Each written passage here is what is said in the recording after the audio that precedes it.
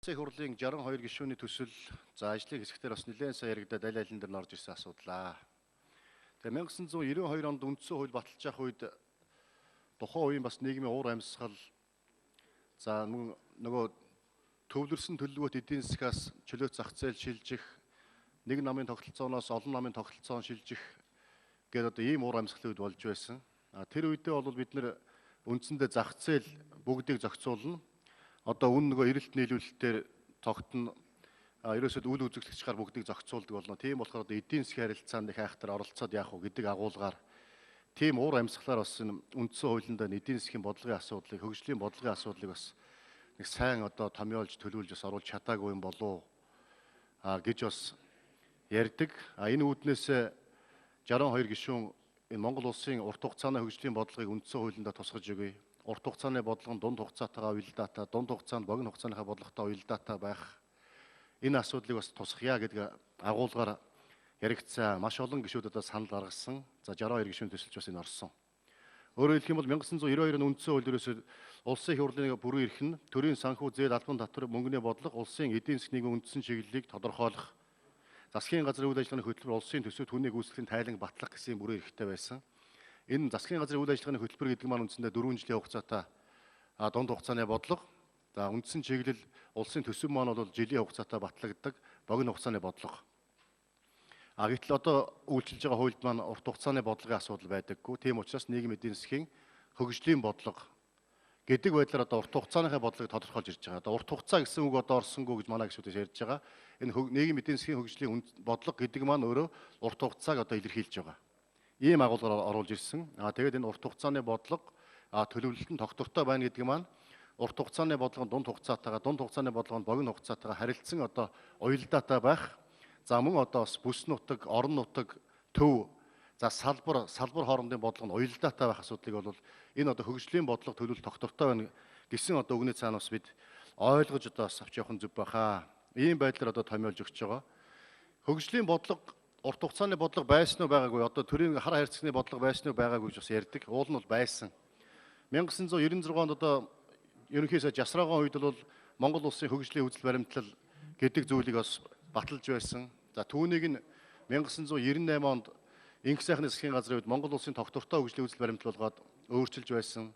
За дараад нь 2006 онд одоо Мегамбо Инкол гишүүнийг одоо ерөнхий сайд байх үед бас мянганы хөгжлийн зорилт суурилсан үндэсний хөгжлийн цогц бодлогыг бид баталж байсан. 2015 онд 16 онд улсын их хурлаар бид нар бас тогтвортой хөгжлийн үзэл баримтлал 2030-ыг баталсан. 2030-ыг. Ингээд урт хугацааны бодлогоо тодорхойлдог боловч бодлого маань хамгийн гол нь үе үеийн засгийн газар улсын их хурлын түүнийг өөрчилдөг, түүнийг баримтладаггүй ийм асуудалтай байгаад байгаа. Тийм болохоор бид нар энэ хөгжлийн бодлого төлөвлөлт нь тогтвортой байна гэсэн үг оруулж ирээд үүндээ нийцүүлж органик хуулийн үндсэн хуульчилсан хуулийг одоо батлах ёстой. Одоо бас батлагдсан хууль байгаа. Энэ бас учир дутагдaltaй байгаа. Өөрөөр хэлэх юм бол хөгжлийн бодлого төлөвлөлтийн тухай хуулийг бид нар бас батлаад энэ урт дунд богино хугацааны бодлого, салбар хоорондын бодлого, бүс нутгийн бодлого, төвийн бодлого, орон нутгийн бодлого гэдгээ үүндээ нийцүүлж яг энэ хуульчилсны дагуу бас хэрэгжүүлдэг байх ёстой болж байгаа. Өөрөөр хэлэх юм бол нэг засгийн газар гарч ирэхээр өөрийн бодлого явуулнаа. Нэг нам ялахаараа өмнөх одоо намын явуулж ирсэн бодлого үйл ажиллагаа бидэнд хамаагүй гэдэг байдлыг л зогсооё. Аль ч үед одоо төрийн бодлого залгамж чанартай, урт дунд богино хугацаанд уялдаатай байх гэдэг асуудлыг үндсэн хуульдаа томьёолж өгснөөр цаашдаа одоо юу гэдэг Монгол улсын төрийн хар хайрцагны бодлого энэ урт хугацааны бодлого гэдэг маань бас тогтвортой байх, тогтвортой байснаар бодлого маань бас амжилттай хэрэгжээд үр дүнгээ өгдөг юм бололцоо боломжийг бүрдүүлэх гэдэг үүднээс энэ асуудлыг оруулж ирсэн байгаа. За энэ дээр тэгээд төсвийн хүрээний мэдээлэл одоо их хурлын бүрэн эрхэд байгаад байгаа бодлогын асуудал маань. Бодлогоо бид нар баталнаа. Бодлогыг хэрэгжүүлэх нь засгийн газрын ажлаа. Хэрэгжлэн танд хяналт тавих нь улсын их хурлын ажил. Тийм болохоор бид нар төсвийн хүрээний мэдээлэл төсвийнхаа бодлогоор засгийн газрын үйл ажиллагааны хөтөлбөрөөр за урт хугацааны хөгжлийн бодлогоор үндсэндээ засгийн газрын хийх хэрэгжүүлэх ажлын үндсэн чиглэлийг тодорхойлж өгнө. Үүнийг л хэрэгжүүлэхийн тулд засгийн газар үйл ажиллагаа явуулах ёстой. Үүндэд тааруулж засгийн газрын үйл ажиллагааны хөтөлбөрийг дунд хугацаанд богино хугацаанд улсын төсвөө батлах ёстой.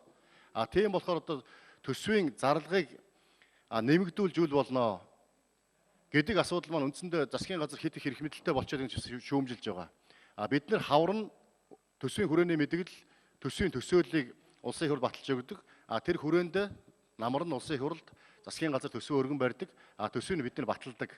Ийм болохоор бид нар үндсэндээ бол энэ хүрээ хязгаар дотор энэ урт дунд хугацааны бодлогыг бичиг баримтыг баримталж үүнийг хэрэгжүүлэхийн тулд төсвөө өргөн мэдүүлээрэ өргөн мэдүүлсэн төсвийн харин их хурл батлахдаа зарлага нэмэгдүүлэхгүй байх ёстой шүү гэж томьёолж өгсөн. За ардчилсан намын саналаар бас төсвийн орлого зарлагын бүтцийг өөрчилж болно гэж орж ирж байгаа. Өөрөөр хэлэх юм бол бас тодорхой их хурлын тодорхойлсон бодлого маань хэрэгжих бололцоо боломж бүрдээгүй байна гэж үзэх юм бол орлого зарлагын бүтцийг өөрчилж болно. Гэхдээ хүнжлийн хэрээр хөлөөж идэг бай зарлагын хэмжээг нэмэгдүүлэхгүй байх тал дээрс анхаарах ёстой шүү гэсэн томьёолыг оруулж өгсөн юм аа. Ийм байдлаар одоо асуудлыг бид нас харах ёстой баха. Энэ дээр одоо юу гэдэг нь бас ардчилсан намын нөхдүүд маань ярьж байгаа татврын асуудлыг энд оруулж өгөх ёстой. Энэ одоо хөндөгдөөгүй асуудлыг хөндөөч гэсэн саналыг бас тавьж байсан. Харамсалтай нь одоо хөндөгдөөгүй болохоор бид нас хөндөж бололцоо байхгүй. тэртээ улсын их хурл татвар тогтоох онцгой бүрийн эрхээ хадгалж байгаа. Энэ одоо бас өөрчлөгдөөгүй байгаа. Тийм болохоор бид татвар хураамжийг улсын их хурл тогтооно гэж нэмж оруулах шаардлагагүй. Татвар хураамж төлбөр одоо гэсэн гурван хэлбэрээс татвар маань бүрддэг учраас үүнийг бол бас хөндөөгүй учраас цаашдаа хөндөх шаардлагагүй гэж үзсэн. Ингээд их хурлын гишүүдийн гаргасан тэр урт хугацааны дунд хугацааны гэж оруулах ёстой өгнүүд бол тодорхой хэмжээгээр хөгжлийн бодлого, нийгмийн эдийн засгийн хөгжлийн бодлого гэдэг энэ цааталт бол дунд хугацаанд агуулгадж байгаа гэж та бүхэн бас ойлгоорой. Хөгжлийн бодлого төлөвлөлт маань тогтвортой байна гэдэг үгний цааталт бол мэдээж одоо энэ тогтвортой байлгахын тулд үүнийг хэрэгжүүлэх хяналт тавьдаг бас тодорхой бүтц бий болно. Үүнийг заавал одоо байгууллагыг одоо заавал үндсэн хуулиндаа ингэж тусгаж оруулаад яах вэ гэдэг агуулгаар одоо бас тэрвч тав гишүүн өдөөс өмнө асууж байсан. Тийм болохоор ийм байдлаар одоо хөгжлийн бодлого төлөвлөлт тогтвортой байна гэдэг үгийн цааталт бол үүнийг хэрэгжүүлэх, хяналт тавих ийм одоо бүтц одоо байна. Энэ одоо юу гэдгийг шадар сайдын мэдлэлд байх юм уу? Одоо бус тус орнуудын жишг одоо туршлагыг харж байгаа бид цаашдаа бас тодорхой болгоод явчих хэрэгтэй байхаа гэж бодож байгаа. За энэ дээр бас дахиад нэг орж ирж байгаа асуудал болвол төрийн санхүү төсвийн хяналтыг одоо хараа тусаар хэрэгжүүлэх байгууллагын одоо бүрэн эрх бүтэц зохион байгуулалт үйл ажиллагаа энэ хуулиар тогтооно гэж орж ирж байгаа. Энэ бол үндсэндээ бол аудит гэж ойлгох хэрэгтэй байна. Улсын их хурлын одоо харьяа бас байгууллага аудитын үндэсний аудитын газар ажилладаг. Үндсэндээ энэ байгууллага бол энэ төрийн одоо санхүү төсвийн хяналтыг бол бас гүйцэтгэх ёстой гэдгийг бол үндсэн хуулинд бас тодорхой томьёолж оруулж өгч байгаа. Тийм болохоор гишүүдийн хэлж байгаа саналууд ерөнхийдөө бол ажлын хэсэг болон төрийн байгуулалтын байнгаараа дэмжигдсэн саналд агуулгаараа туссан. Энэ дотроос Монгол Улсын ерөнхийлөгчийн гаргасан санал ч орсон байгаа. Үндэсний аюулгүй байдлын хөгжлийн болон үндэсний аюулгүй байдлын бодлогод нийцүүлэн боловсруулсан засгийн газрын үйл ажиллагааны хөтөлбөр улсын төсөв түүний гүйцэтгэлийн тайлан батлах гэдэг байдлаар орж ирсэн байгаа. Өөрөөр хэлэх юм бол ажлын хэсэг маань ажиллахдаа бол аль болох одоо гишүүдийн гаргасан саналуудыг мөн одоо ерөнхийлөгчийн гаргасан санал мөн 62 гишүүний одоо өргөн мэдүүлсэн төслийг одоо бас харилцан одоо хооронд нь уялдуулах гол одоо агуулгыг авч үлдэх байдлаар үндсэндээ үндсэн хуулийн нэмэлт өөрчлөлтөд нэг орхигдож байгаа асуудал гэж одоо ардчилсан намын гаргаж байгаа эдийн засгийн асуудал дээр бид анхаарах ёстой гэдэг бол энэ одоо зүйл заалтад нэлээд одоо тодорхой томьёологдож өгсөн байгаа. Энэ заалтыг одоо бас гишүүд маань нэлээд анхааралтай уншиж үзээсэй гэж одоо хүсэж байна.